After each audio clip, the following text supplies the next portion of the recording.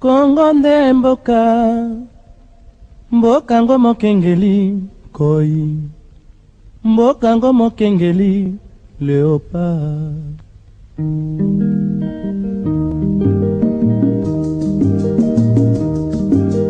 Mikolo tosekelaki na mosolo ya mboka Kongo ekoki, tofungwani misolelo tomoni bozoba nyonso tosali oya kobongisa Kongo aveni.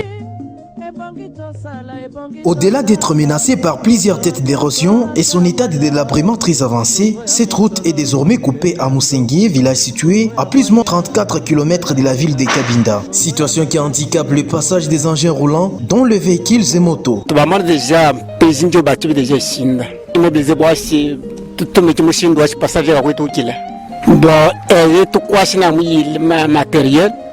Musinduka déjà na passage bas tout ça mbali silumbu lila mudi mtoka kutumika boaisi betu mbuyela musinda.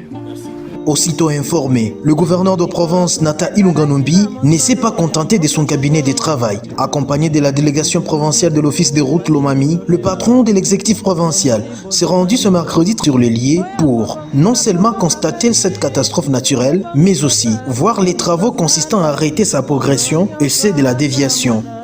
Lorsque nous avons appris que la route venait d'être coupée au niveau du village Musengelo, nous nous sommes transportés rapidement avec l'équipe de l'office de route. C'est pour venir constater les dégâts qui ont été causés par les dernières pluies et en fait voir de quelle manière on peut juguler la crise le plus tôt possible en attendant que le gouvernement central agisse s'agissant de la construction de ces ravins. Parce que comme vous le constatez ici, il n'y a pas moyen que de gros engins passent.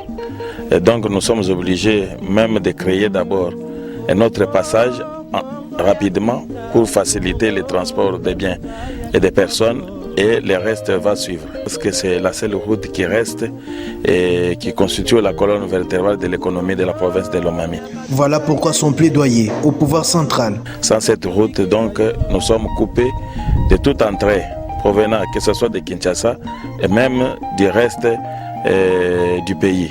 Comme nous avions déjà parlé de tous ces dangers qui guettent cette route, notamment il y a plus de 8 têtes de ravins et nous sommes en train de travailler pour qu'on puisse introduire tout ce qu'il faut et que le gouvernement central prenne cela en charge.